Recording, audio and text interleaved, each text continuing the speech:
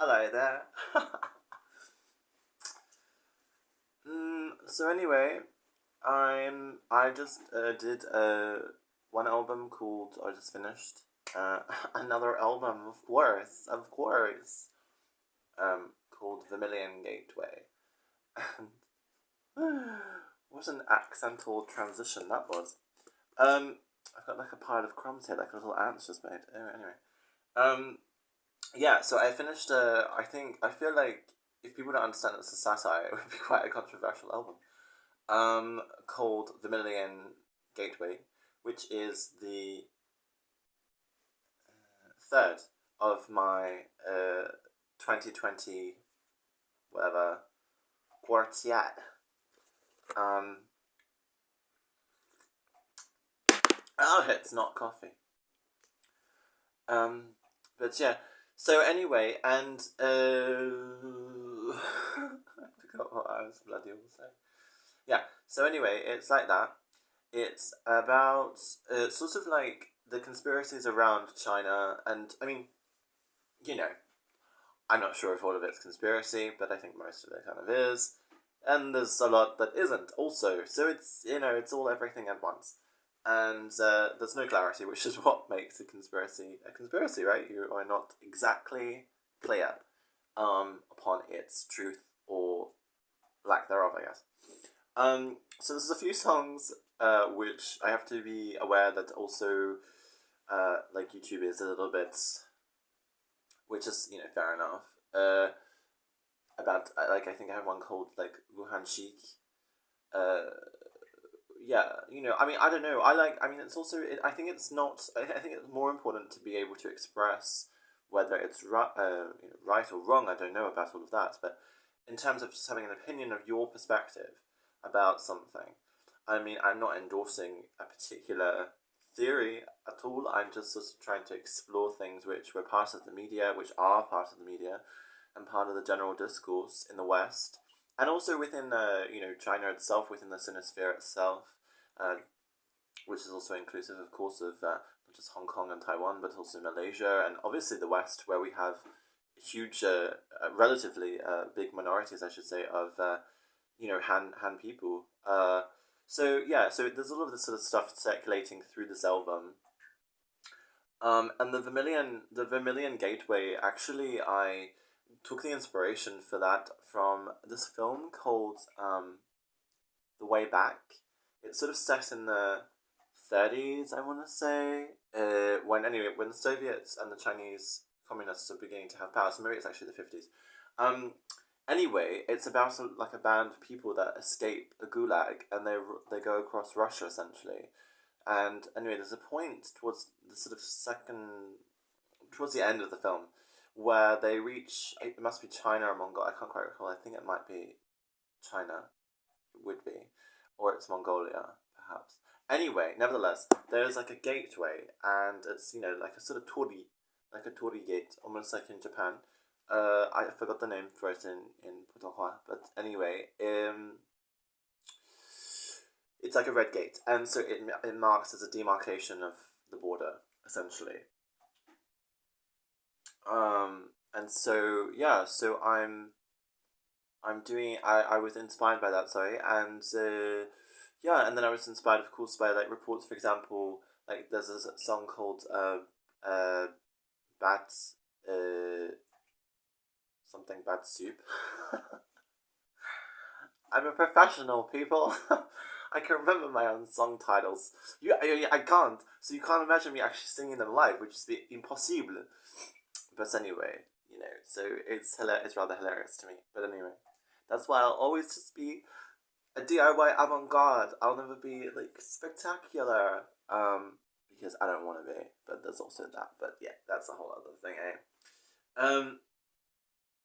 Anyways, and so like there's a line in that one about about that the aircon spread the virus, and I remember reading this at the very beginning. Actually, I think in the Guardian in like February or January. I mean, there was a Guardian I had just I don't know how I got it. I must have just picked it up somewhere in during this like the summer we had here in 2020, which was really horrific. I mean, sort of like the summer that you guys are having right now in the north. So in America, you're getting to it, but in Europe, the horrific fires and stuff. Except, of course, in Australia, because the whole country is so bone dry. One spark and it goes up like a firecracker, and then it blazes into you know a birth from hell, otherwise known as an inferno, that lasts for the better part of 4 months. So it's sort of like that, my dear. But anyway, throughout that though, or at some juncture within that, before the pandemic slammed into the earth, or slammed into us anyway, they were talking about this, and I just thought it was rather interesting that it was spreading. Like this, I don't know, it was something that along the lines of a table, like a restaurant, a few tables, one table didn't get it. Why? Because the line of like the air conditioning that carried it from the first table, like over here, and like carried it along the line, like a conveyor belt to the next tables, and it didn't get the one down or something like this from it. And I was like, that's pretty crazy. But that's, probably some form of very base level aerodynamics. I'm not sure. I'm not an aerodynamicist. I'm sure that's a profession.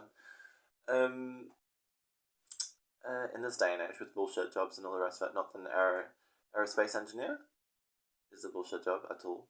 I mean, of course, not. But yeah, anyway, let's move on from this.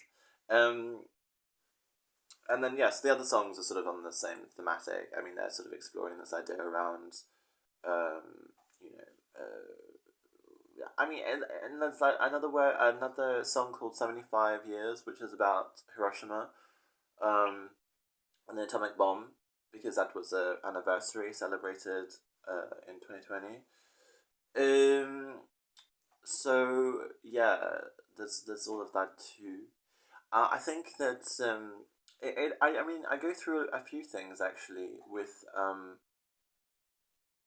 the album. I mean, even like Wuhan Chic is also um, more about, I mean, it is about obviously the virus and being the epicenter of the virus, blah, blah, blah, but it's also about that Wuhan is a major city historically, but it's also a major city concurrently, I guess. And that it's, there's a fashion textile industry, there's university sector, there's a big scientific research area as well, and so it's quite a hub actually. It's an international kind of hub. That's why the virus spread from there. It was either going to be there or somewhere else in southern China, right? So yeah, so it was like, I mean, in terms of it being a hub, it was an important emphasis there. Sorry, and then it had international flights and la la la la la. So yeah. And then I'm trying to think what other songs that I've got. But anyway, they're all kind of, you'll see, they're kind of a theme, right? And then the last one I will do is The Ring of Steel, which is another album, the last album of of this particular, and that refocalizes us back to, because there's like two albums which are sort of macro and two albums which are sort of Melbourne, I guess, micro, I guess you could say, which are the two ones of Melbourne will be Ring of Steel, and the other one is Ventilator Delirium, and the two kind of macro ones, the bigger ones, are 2020 and this one that I've just done, the Vermilion Gateway. So yeah, so there's that. But anyway, moving on from there, altogether to other musical things at the moment, I've just sort of started. I keep singing this song called Babylon in Babylon, which is actually Brahms Symphony 3, sorry.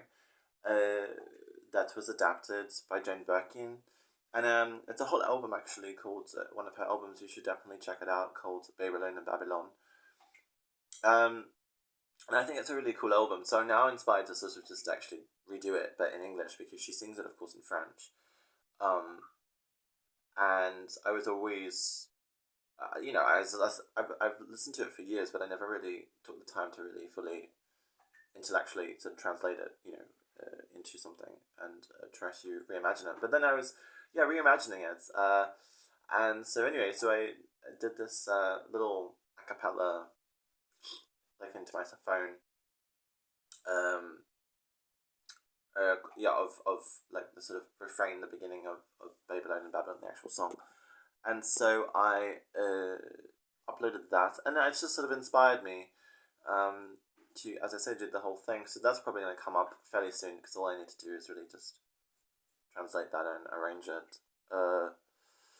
And yeah, I want to do that. Actually, there's another song which I absolutely adore off that album.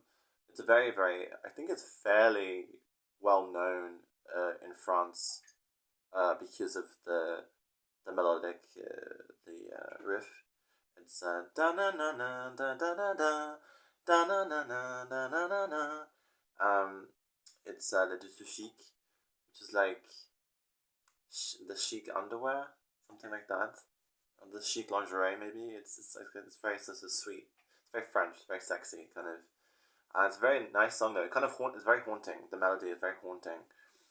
And that's the second. Those are the two last songs of this album called Babylon and Babylon. Is Le Dessous Chic and Babylon and Babylon itself. And so yeah, so I wanted to translate that too, because I've readapted Le Dessous Chic as the Kama Sutra, which is a song I've not yet released. But anyway, that's the whole thing. So yeah, so I want to do that whole album, as I say, the Babylon, and yeah, and then the last one I also started to work on. Or I just sort of did like a 6 7 minute instrumental because I was sort of, I don't know, I used to, I've been a few times, and I used to go there more often because they used to have these things called, it's a restaurant, sorry, but they used to have these things called Pixos. Pixos. I'm not sure. I'm not Basque. But anyway, it's from the Basque region, which is, like, fuck. It's sort of near Spain and France. Um, and I think actually there's even Basque people in Portugal. I'm not sure. I have to double check the geography of this. But anyway, I'm not Basque, so I don't know. But there's a restaurant here in Melbourne which is quite famous called Naked for Satan, and actually there's a precedent for myself with this kind of thing where I go to a restaurant or something and I'm like, I'm going to write an album about this place. There's actually like an Adelaide bistro and cafe called Hey Jupiter, and I really love it because it's like walking into a Parisian cafe. Really, when I went there, 'cause my brother lives in Adelaide, and so when I went there, I was like, holy shit, this is where I'm setting up shop. This is gonna be my like headquarters, and then lo and behold, it became my headquarters pretty much. When I was not staying at a hostel or something like this, or seeing my brother, especially during his wedding and stuff, I came back early to go to Adelaide anyway, and I forgot there was a fringe on, so everything was like the festivals, everything was sold out, so it was like almost nowhere to stay, and I'm thankful that I found somewhere to stay. But I also would find that I would just end up walking because I stayed on the other side of Adelaide, the other side of the city, which is probably about, I don't know, it's not that big. It's maybe like a, I don't know, yeah, like 25 minute walk, and I walked all the way to Hey Jupiter, and so I was like, oh shit, I have to make an album about this. So I made this whole album, but I get to record it, of course, because there. I've lost it somewhere in the lyric sheets, but I'll find them. I'll find them.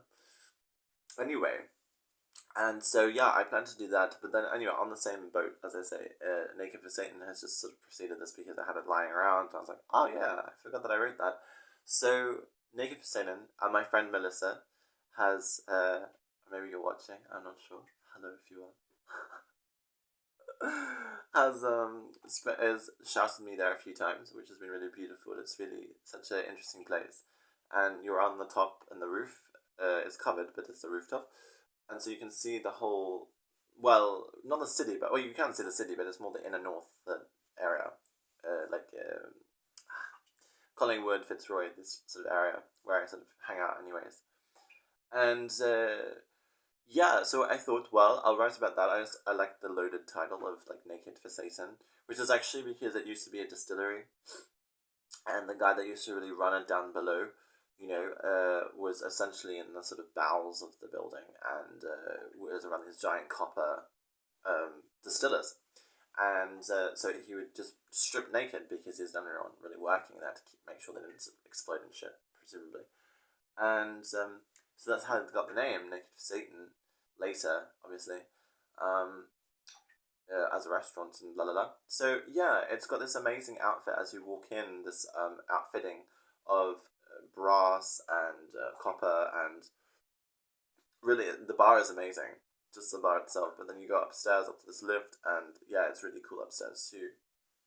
So yeah, so that's my kind of idea at the moment. I don't know exactly what I want Naked for Satan to sound like. I think I might try for a more industrial sound, but I really don't know. Um,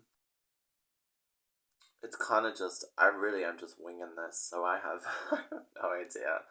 The only thing I've planned is like the lyrics, and they like subject to change. So I don't know. You know, it's creativity. I mean, what can you do? You know, I wrote something the other day which I thought was quite pithy about creativity. One moment, if I have it.